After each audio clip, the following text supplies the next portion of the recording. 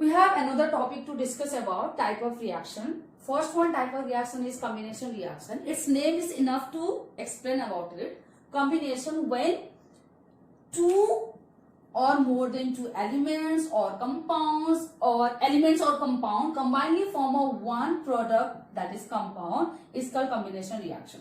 And it is very easy to identify. It has two or more than two reactant and single one will be the product. Okay, let's take example. Hydrogen plus oxygen. I have taken it many times. Hydrogen and oxygen combinedly form water. Hydrogen is the element, oxygen is the element, and combinedly form a one product, that is compound. Now it is balanced. That is the combination reaction. Here the two elements are combinedly formed to the product. Another NH3 plus HCl. Okay, it will form NH4Cl. NH3 is a compound, HCl is a compound, NH3 is the ammonia, HCl is the hydrochloric acid, is the compound, and combinedly form a NH4Cl, that is ammonium chloride. Third one example is carbon dioxide react with coke and it will form carbon oxide, carbon monoxide, right? And this one is the compound and this one is the element and combinedly form a one product. It is not balanced. It can be balanced like this and it is balanced, right? This is the example of combination reaction. In combination reaction, either the element will be compound, either the compound will be combined, or the element or compound will be combined. Okay. Third one, second type of chemical reaction is decomposition reaction. Decomposition reaction, in which one product get decomposed, one reactant get decomposed to form a two or more than two product. And it is again very easy to identify that it has a reactant 1 or product 2 or more than 2. They are the various agents which helps to decompose. First one is heat. First one is heat, and this is called thermodecomposition. Thermodecomposition. Such as FeSO4 get heated and we will get ferrous oxide plus SO2 plus SO3. Right? Here ferrous sulfate is heated. Ferrous sulfate is heated, then it will form into the three product. Okay. Second one is electricity. Compound get decomposed due to electricity. It is called electrolysis. It is called electrolysis, such as we have example S2O. When we pass electricity in water, we will get hydrogen and oxygen. Right? And third one is due to sunlight. That is called photodecomposition. That is called photodecomposition, such as when AgBr is exposed in sunlight, it is break down into Ag plus Br2, and I have already told that Br2 it is diatom, that we have to write Br2. Now it is balanced. It is also balanced, right? And this one is already balanced. Okay, this is called about the decomposition reaction. Decomposition reaction can be takes place due to heat, due to electricity, and due to sunlight. Let's take a particular reaction to discuss about. If we talk about the ferrous sulfate, this one is the salt, ferrous sulfate. Ferrous sulfate is always present in a crystal form. When one ferrous sulfate is combined with the 7 molecule of water, that is called hydrated ferrous sulfate. Yeah, either you can also call it as crystal ferrous sulfate. Crystal ferrous sulfate when it is combined with the water molecule. Right? Okay. Its color is green. Let me explain also. Its color is green. Okay. When it gets heated, when it get heated, it will firstly form FeSO4 plus 7H2O. The first step is the water will be evaporate out and the color have been converted into white. White is the color of ferrous sulfate, and the color of hydrated ferrous sulfate is green, and it is also called anhydrous ferrous sulfate. Please remember the word that is called anhydrous ferrous sulfate. The ferrous sulfate without water molecule is called anhydrous ferrous sulfate. When you further heated it, when you continuously further heated it, then it will convert into Fe2O3 plus SO2 plus SO3. The color of ferrous oxide is brown color and it will leave the bad smell of burning sulfur. Burning sulfur. Remember this observation. Remember this observation. The color of hydrated ferrous sulfate is green. When it gets heated, first the hydrated ferrous sulfate convert into the anhydrous ferrous sulfate and water molecule will evaporate out. When you continuously heated it, and it will convert into the brown color of ferrous oxide and it will leave the bad smell of burning sulfur. This is the observation of heating of ferrous sulfate. Right? It is very important equation. Okay. Let's take the example, another example of thermodecomposition, that is lead nitrate. Lead nitrate. This is white in color. Lead nitrate is white in color. When you heat it will convert into lead oxide plus nitrogen dioxide plus oxygen. I have already written this equation. Okay. And if I balance it, it is the balanced equation. The color of lead oxide is yellow in color. You can see the observation. When you continuously heat the lead nitrate, it will slowly convert into the yellow color, and brown fumes of nitrogen dioxide will be evolved. You can clearly see in the test tube. Brown fumes of nitrogen dioxide. This is the observation of this equation. Right? Remember this. Okay. And we have another example of the thermodecomposition is calcium carbonate. And you know that the common name of calcium carbonate is limestone. When you heat the limestone, you will get calcium oxide plus carbon dioxide. Right? Calcium oxide plus carbon dioxide, and I have already told you the common name of calcium oxide. Please remember it. Okay. Let's take the another decomposition reaction, that is photodecomposition reaction. That is photodecomposition reaction. AgBr. This is also white in color. It is very important to know about the color of compound, because sometimes it is asked like this. Most of the question in CBSE is observation type questions in chemistry. So that's why you have to know about the color of some chemical. Okay. The color of calcium bromide is white. When it is exposed in sunlight, it will convert into the gray color. Gray is the color of silver. I leave the right. This reaction is used for black and white photography. Black and white photography. This reaction is used for black and white photography. Remember this. Okay.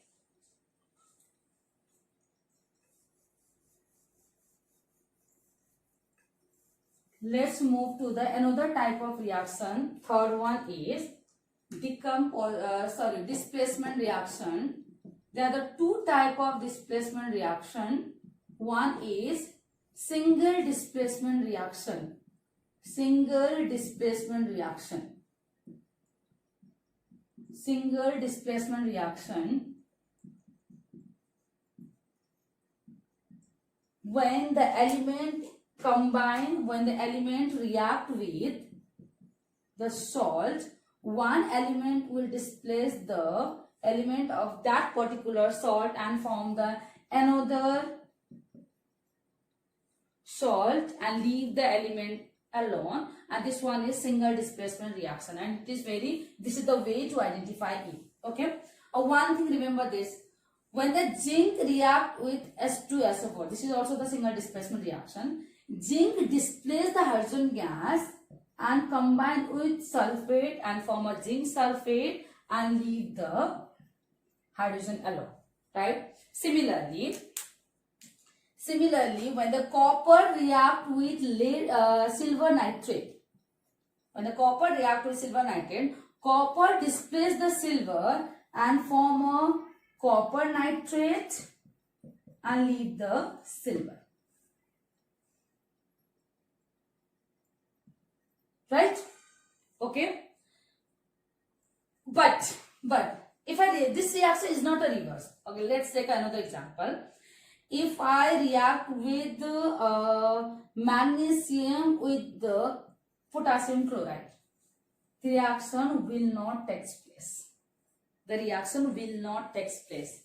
And you know why? Because potassium is more reactive than magnesium. That's why magnesium cannot displace the potassium. And for this, you have to learn the reactivity series that you will be studied in metal and non-metal chapter. But you have to learn it to know that which metal is more reactive than whom. Okay. This is called single displacement reaction. Let's see about the reactivity series.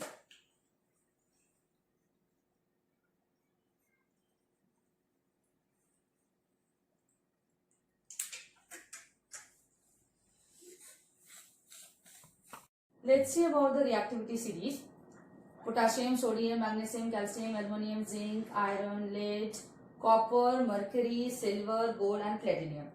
Okay, this is the reactivity series is arranged according to the decreasing of their reactivity, right? It means that potassium is the highly reactive while the platinum is the least reactive metal. Okay, in the single displacement reaction, what I have mentioned here, when the most reactive metal react with the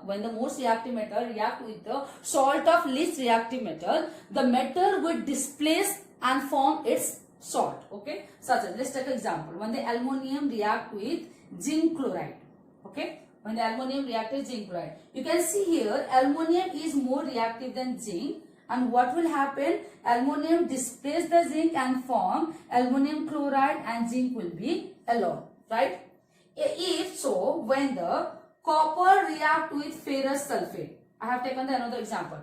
Copper react with the ferrous sulfate. Look at the reactivity series. Copper, here is the copper and here is the iron. Okay, and copper is least reactive than iron. That's why copper will not displace the iron and the reaction will not happen. Okay, this is about the single displacement reaction. To understand the single displacement reaction, you have to learn the reactivity series. We have another type of displacement reaction, that is double displacement reaction, where the two-time displacement is taken place. Another is double displacement reaction. Double displacement reaction is of two types. First one is precipitation reaction and second is neutralization reaction. In case of precipitation reaction, when the aqueous solution of salt react with the another aqueous solution of salt, it will leave the precipitate. Precipitate is, as I have already mentioned, the precipitate is the insoluble residue left at the bottom of the test tube, that is precipitate. The precipitate will be left and form another compound, right? That is the precipitation reaction, and here is the precipitate of barium sulfate, right? Neutralization reaction, when the acid react with base, it will form salt and water. This is the neutralization reaction. In both the example, you can see here, barium displays the sodium while the chlorine is displaced by the sulfate, right? And that's why the barium combined with the sulfate and sodium combined with the chlorine, and we get barium sulfate and sodium chloride. Here the Na displays the hydrogen and form NaCl, and OH displays the chlorine, that is form H2O. That's why it is called double displacement reaction.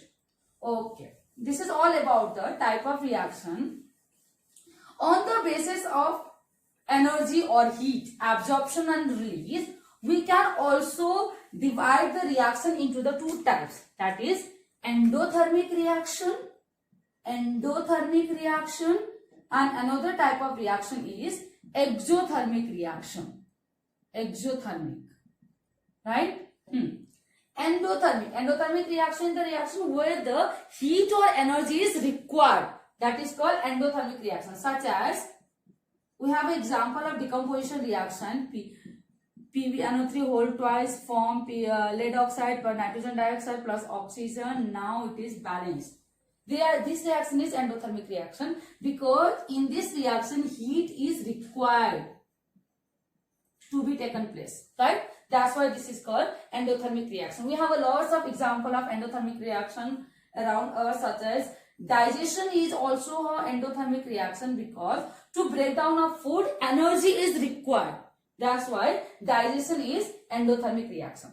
Let's discuss about the exothermic reaction when the heat is released, such as when calcium oxide. I have already told that the common name of calcium oxide is quicklime. When the quicklime react with water or dissolve in water, it will form slaked-lime, that is calcium hydroxide, and release heat.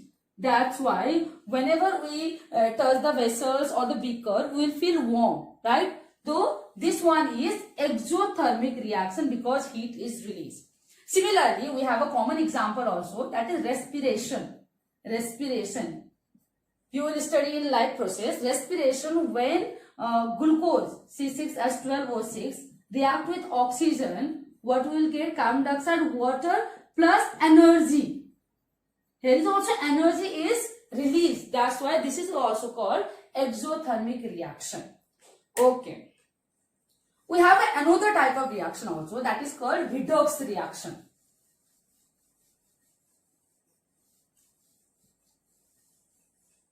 Redox reaction. In redox reaction, two main steps has been taken place. Two main events. One is reduction, another is oxidation. That's why it is combined in form redox reaction. A reduction where the oxygen is removed. In the reaction where the oxygen is removed, that is called redox reaction. Where the hydrogen is added, it will also be a reduction reaction. Similarly, oxidation, when the oxygen is added and when the hydrogen is removed, that will be oxidation. And if in a particular reaction where the oxidation and reduction combinedly taken place, that is called redox reaction. I have example also, such as when aluminum react with Fe2O3, ferrous oxide, it will form aluminum oxide plus iron, right? You can see here. Here is the aluminum is alone, right? In a reactant, aluminum is alone. In the product, aluminum is combined with oxygen, means addition of oxygen. Addition of oxygen is oxidation. What is happened here? This is oxidation, right? And in case of iron, ferrous oxide, look at this. Here is the oxygen is added, but here is the oxygen is removed out from the iron. So what happened here? Reduction.